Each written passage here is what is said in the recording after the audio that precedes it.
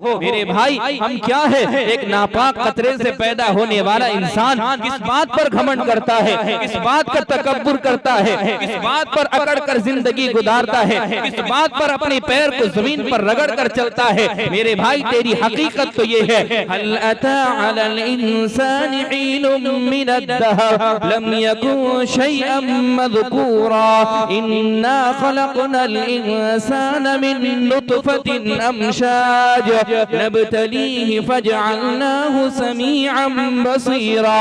एक नापाक कतरे से पैदा होने वाला इंसान, तेरा अकड़ किस बात की, तेरा घमंड किस बात का। मेरे भाई सारी चीजें एक झटके में तुझे खत्म कर देगी। वो जो उंगली बढ़ा बढ़ा कर, हाथें उठा उठा कर कहता है ये मेरी है, ये मेरी जमीन है, ये मेरी जायदाद है, एक झटके में हाथ नीचे आ जाएंगे। तो जिस हाथ को उठाकर इशारा करता था, उंगली उठाने की ताकत नहीं है, साल जिस तरह चाहेंगे गुस्ल दिलाएंगे, जिस तरह चाहेंगे तुझे नहलाएंगे, कफन पहनाएंगे, तुझे मडो मिट्टी के अंदर दफन कर देंगे। मेरे भाई अगर तू चाहता है रब के यहाँ पर आ जा, तू चाहता है अच्छी जिंदगी गुजारना, मेरा अल्लाह कहता है तौबे का दरवाजा हमेशा खुला हुआ है, सुबह भी खुला है, शाम भी खुला है, दोपहर में भी खुला है। अल्लाह का दरबार हमेशा खुला हुआ है। मेरे दोस्त बुजुर्ग जवानों, अगर तू चाहता है अल्लाह का सच्चा बंदा बन जा तो आ अल्लाह की सच्ची तौबा कर ले। बेकार जिंदगी को तो अपनी संवार ले, बेकार जिंदगी को तो अपनी संवार ले, तौबा का दर खुला है खुदा को पुकार ले। बेकार जिंदगी को तो अपनी संवार ले, तौबा का दर खुला है खुदा को पुकार ले। तो मेरे दोस्त बुजुर्ग जवानों, नबी की इत्तिबा करेंगे तो कामयाबी है, अगर नबी की इत्तिबा नहीं अपनी जिंदगी के अंदर तो याद रखो हमारी जिंदगी खसारे की जिंदगी है, हम धोखे की जिंदगी गुजार रहे हैं, ये दुनिया हमें धोखा दे रही है। मेरे भाई मैंने आपके सामने एक हदीस पढ़ी है, अल्लाह के नबी सल्लल्लाहु अलैहि वसल्लम फरमाते हैं अरबउन इज़ा कुन्ना फीका फला अलैका मा फातका दुनिया हिफ्ज़ु अमानतिन व हिफ्ज़ु अमानतिन व सिद्क़ु हदीसिन व हुस्नु खलीक़तिन व इफ़्फ़तुन मिन तुअमतिन। आपने फरमाया कि चार चीजें अपनी जिंदगी के अंदर अपना लो, तुम्हें याद रखना, तुम्हें अल्लाह रब्बुल जलाल दुनिया की दौलत से भी सरफराज करेगा, फिर उसके बाद तुम्हारी आखिरत भी संवर जाएगी। मेरे भाई वो क्या चीज है, अगर तुम अल्लाह के पास मुकर्रब बंदा बनना चाहते हो, अल्लाह से मोहब्बत करने वाले बंदा बनना चाहते हो, तो इन चार चीजों को अपना लो। अल्लाह दुनिया में भी तुम्हें कभी खाली नहीं करेगा। दुनिया रहने के बावजूद जिसके पास दुनिया है वो भी कामयाब, जिसके पास कुछ भी नहीं है वो भी अगर इन चार बातों को अमल करेगा वो भी कामयाब होगा। आपने फरमाया सबसे पहले हिफ्ज़ु अमानतिन, अमानत को अदा करो। अल्लाहु अकबर, आज के दौर में ये बहुत बड़ी चीज है। आज कोई अमानत को अदा करने को तैयार नहीं है, हक को अदा करने को तैयार नहीं है, अमानत में खयानत करता है, किसी का पैसा ले लिया उसे देने को तैयार नहीं, किसी की जमीन दबा ली उसे देने को तैयार नहीं है, वरासत देने को तैयार नहीं है। अगर अमानत में खयानत करोगे, अल्लाह के नबी सल्लल्लाहु अलैहि वसल्लम फरमाते हैं तुम्हें क़यामत के दिन अदा करना पड़ेगा। हुकूकुल्लाह को अल्लाह चाहेंगे माफ कर देंगे, हुकूकुल इबाद को कभी नहीं माफ करेंगे।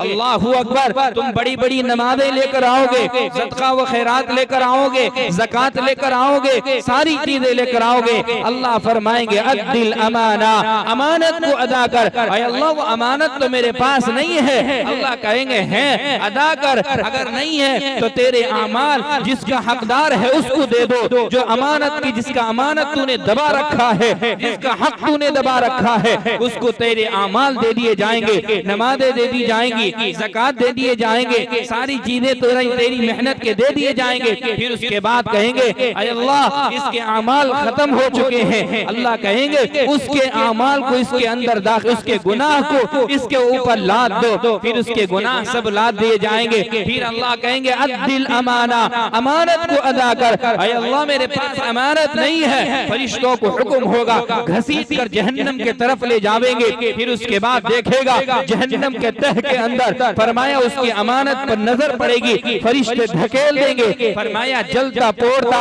वो मेरे दोस्तों किसी तरह भी वो नीचे पहुंचेगा, अपनी अमानत को देखेगा, अमानत को सर पर लेगा, उठेगा। कहा कि अब आखिर में उतरने का वक्त आएगा कि अब मैं छलांग लगा करके अपने अमानत को अदा कर दूंगा।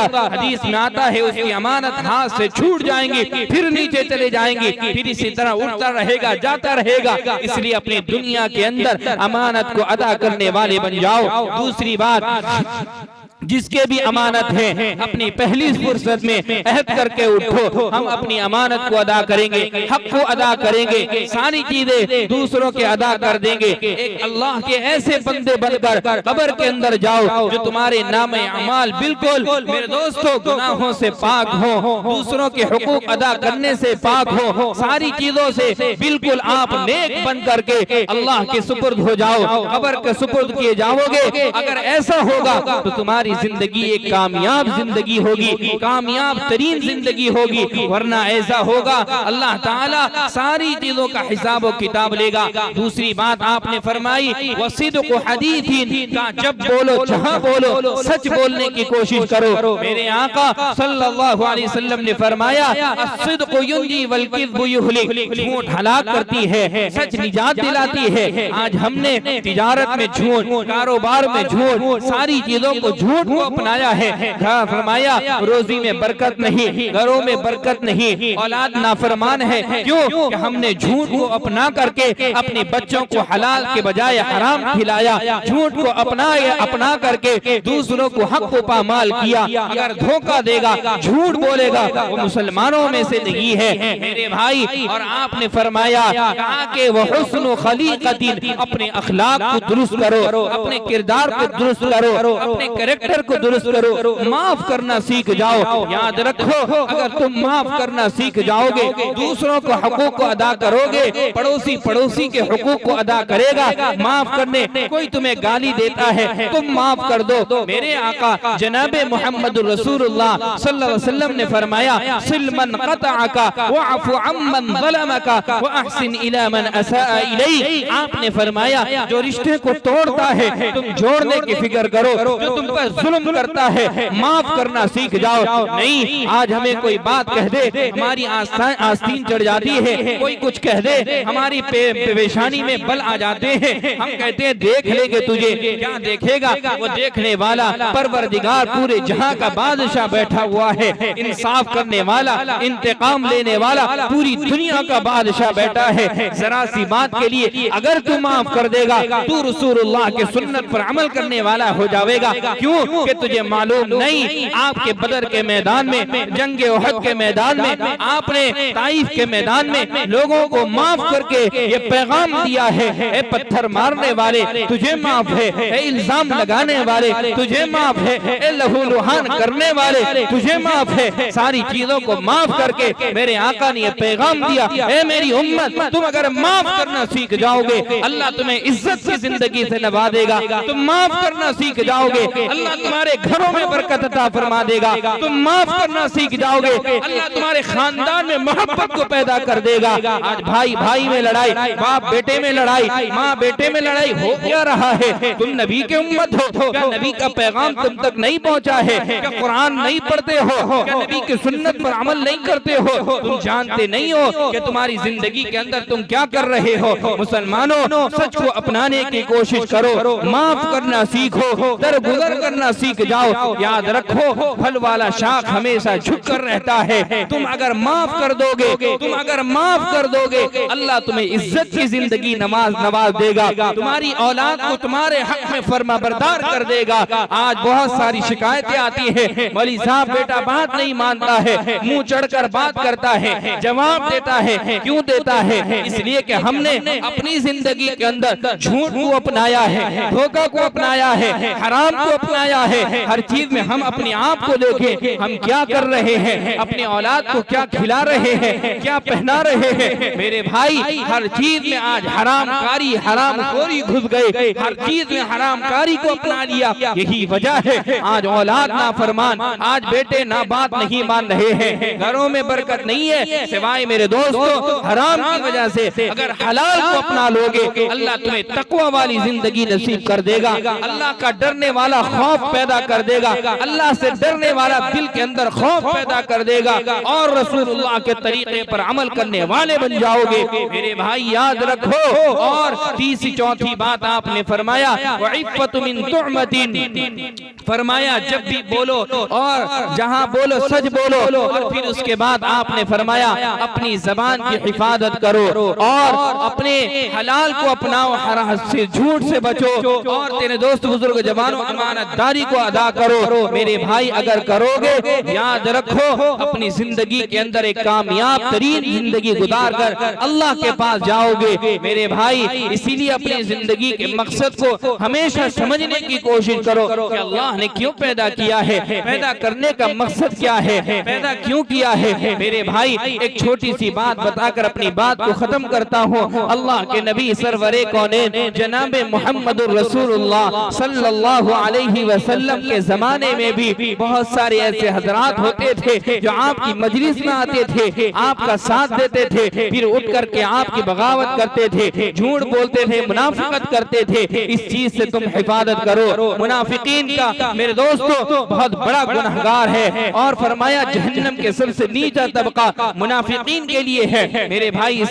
चीज से बचो और अपने औलाद को सही तरबियत दो, सही तालीम दो, उसको दीन के लिए आमादा करो। अगर नहीं करोगे मेरे भाई हमने अपनी आंखों से देखा है माँ को बेटे को मारते हुए, बाप बेटा बाप को मारते हुए, ऐसे कैसे हो रहे हैं, ऐसे वाकयात हो रहे हैं। चुनांचे वाकया में लिखा है एक हजरत हसन बसरी अलैहिर्रहमा बहुत बड़े जमाने में एक बुजुर्ग गुजरे हैं, उनके पास एक खातून आया करती थी। फरमाया उनका एक बेटा था, शौहर अपनी जिंदगी में इंतकाल कर गए थे, मासूम बच्चा था। उसे वो चाहती थी कि अपने बाप की नसीहत के मुताबिक उसको हाफिज कुरान बनाना, आलिम दीन बनाना, दीनदार बनाना। हर बाप चाहता है अपना बच्चा किस तरह नेक बन जाए, हर माँ चाहती है उसका बच्चा किस तरह नेक साले बन जावे। वो दुआ करती है रब्बी हबली मिनस सालिहीन, ऐ अल्लाह मुझे नेक साले औलाद अता फरमा। मेरे भाई फरमाया वो बच्चा जब बड़ा होता गया, फरमाया हमेशा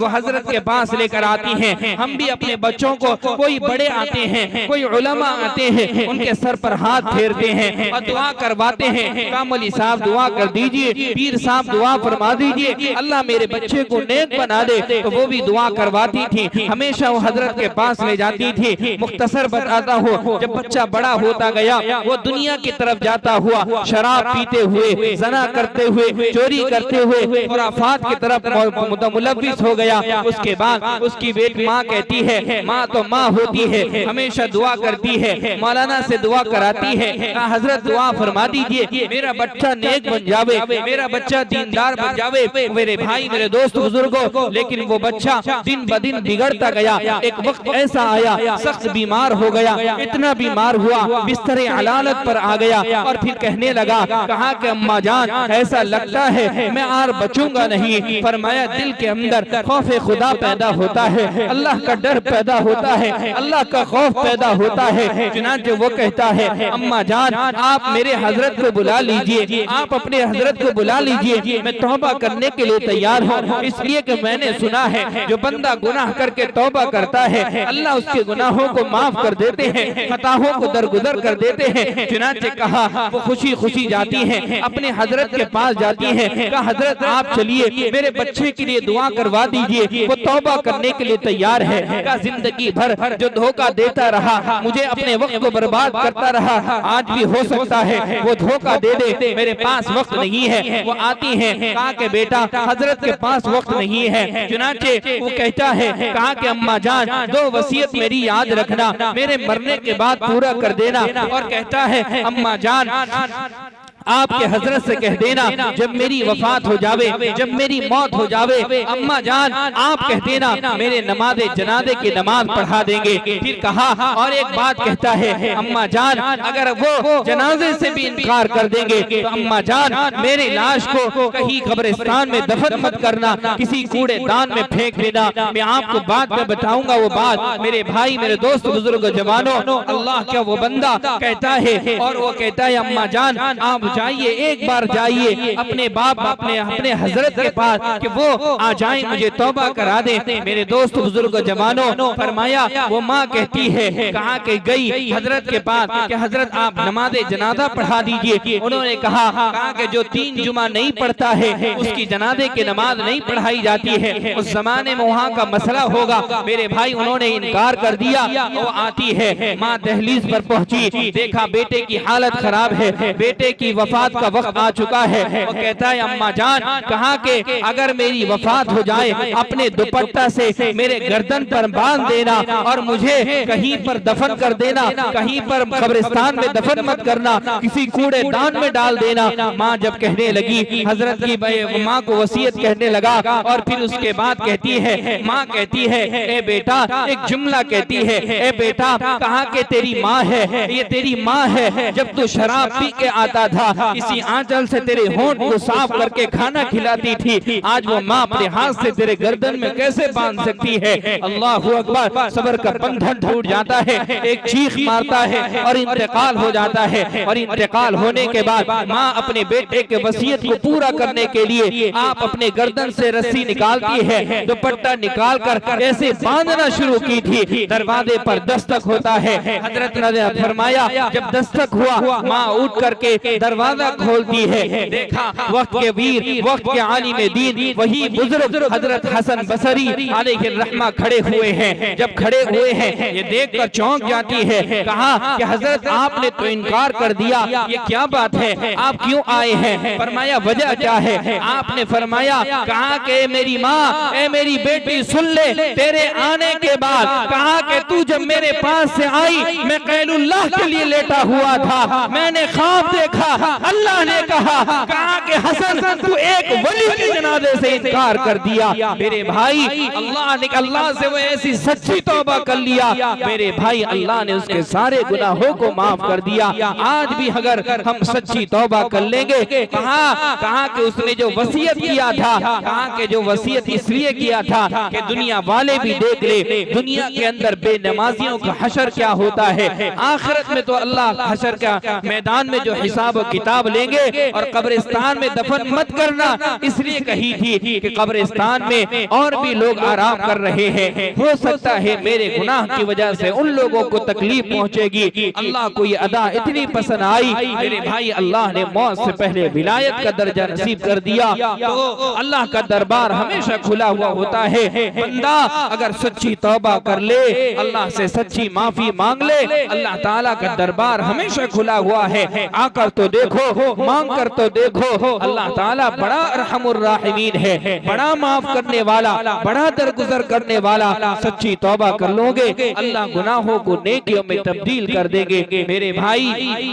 ये चंद मावज़ात थे आपके लिए, मेरे लिए। अल्लाह पाक हम सबको सच्ची सही माने में अमल करने की तौफीक अता फरमाए। अल्लाह ताला अपनी जिंदगी के अंदर रसूलुल्लाह के तरीके को अपनाने की तौफीक अता फरमाए। अल्लाह पाक हम सबको इज्जत की जिंदगी, इज्जत की रोजी, इज्जत की मौत नसीब फरमाए। हर दौर में नाज़ा थी दुनिया, अब हम वो जमाना भूल गए जिस दौर में नाज़ा थी दुनिया, अब हम वो जमाना भूल गए। औरों को जगाना याद रहा, खुद होश में आना भूल गए। औरों को जगाना याद रहा, खुद होश में आना भूल गए। मुँह देख लिया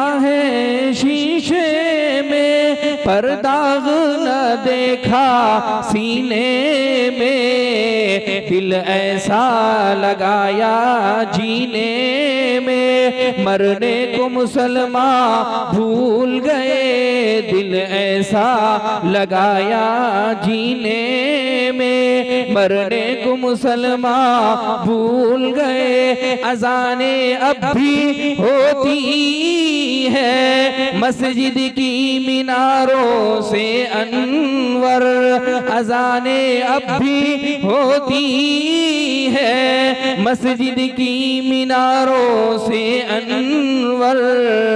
जिस ज़र्ब से दिल हिल जाता है वो ज़र्ब लगाना भूल गए। जिस ज़र्ब से दिल हिल जाता है वो ज़र्ब लगाना भूल गए। तो मेरे दोस्तों, बुजुर्ग, जवानों, अल्लाह पाक इन बातों पर और जितनी बात सुनेंगे हम सबको उस पर अमल करने की तौफीक अता फरमाए। व आखिर दावाना अनिल हम्दुलिल्लाहि रब्बिल आलमीन।